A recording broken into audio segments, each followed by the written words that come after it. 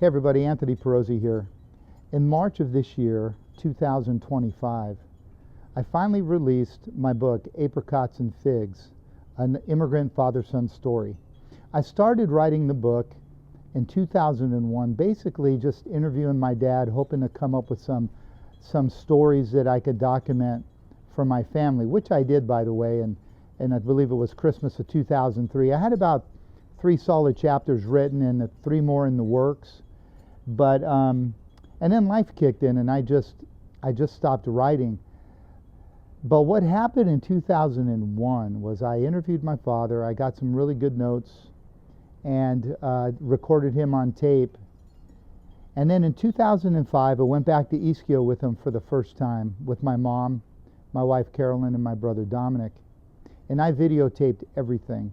Every story I had heard, every place that story came from, I got on video. In fact, I even had the opportunity to meet his friends that he grew up with that I heard in these stories as well. So after my dad passed in 2020, I retired January 1st of 21, and I decided to dive in and get the book done finally. What I captured was not only the stories that my father had told me throughout the years, but also the experience I had going back to Ischia with him for the first time, and leveraged those videos that I took. I even journaled while I was there. I had all this dialogue, and so I was able to put together even more stories than I thought I had. But now it was from my perspective, meaning, how did I hear that story? For example, the title of the book, Apricots and Figs, I knew the story.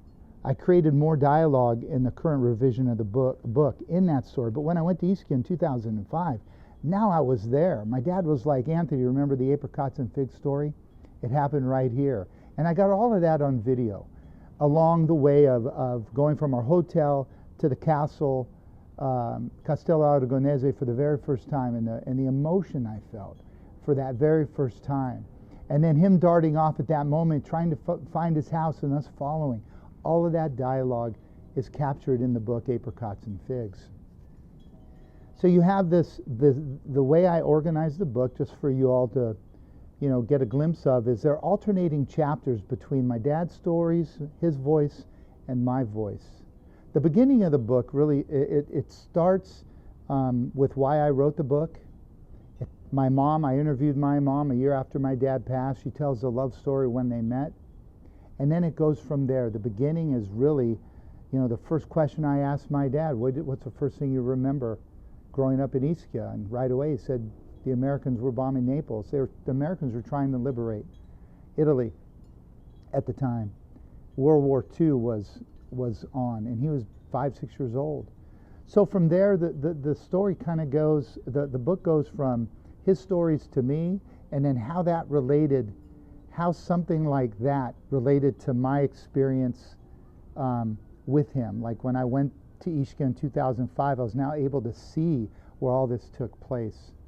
The middle of the book is really about that journey with my father to Ischia, and then how I felt when I left, just having been there for a few days, in comparison to what he must have felt leaving in the Coming to America story, knowing he was leaving siblings behind, and they wouldn't all be together for another 13 years. And then the latter part of the book, which a lot of people may resonate with as well, that I know, friends of mine, is what we experienced as kids, first-generation kids of our Italian parents.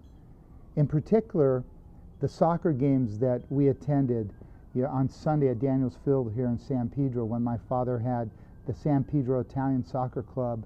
He was the manager, or prior to that, before I was even born, the Olympia soccer team, and how that fed into our passion. And our first real experience with soccer as Italian kids was the 1982 World Cup, when Italy won the World Cup.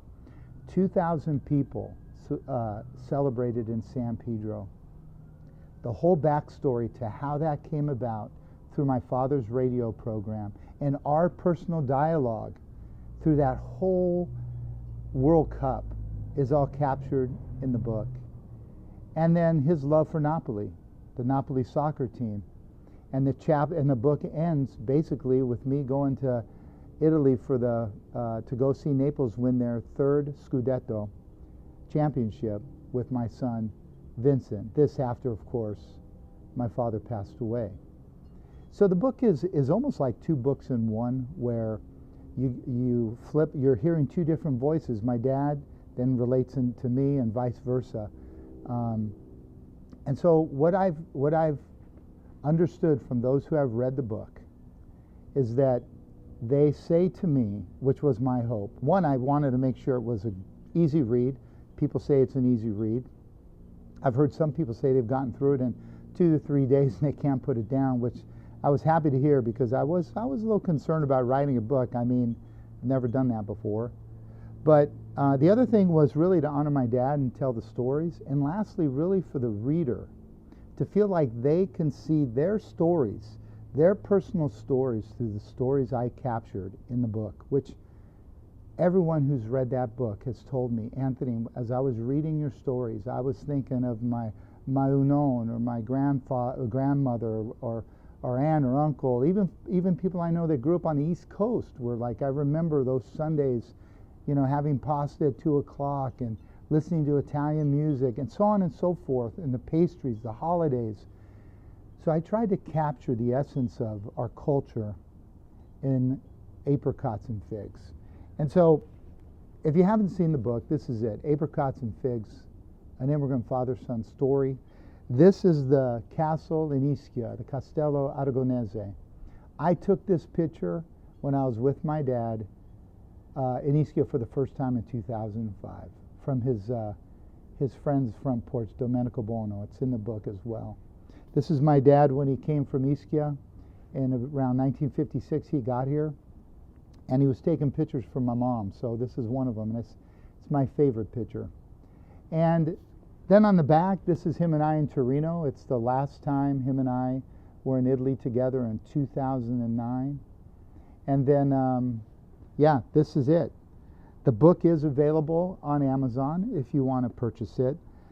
For me, the most important thing about this book was, like I said, being able to honor my father, capture his stories, make the reader feel like they are walking with us on our journey, and to see themselves through these stories. So I'm hopeful that you will consider picking up Apricots and Figs on Amazon. And over the next few weeks, I'm hoping to talk about different chapters of the book to give you a little bit more insight. So might entice you to take a deeper look at Apricots and Figs, an immigrant father-son story. God bless you, and have a great day.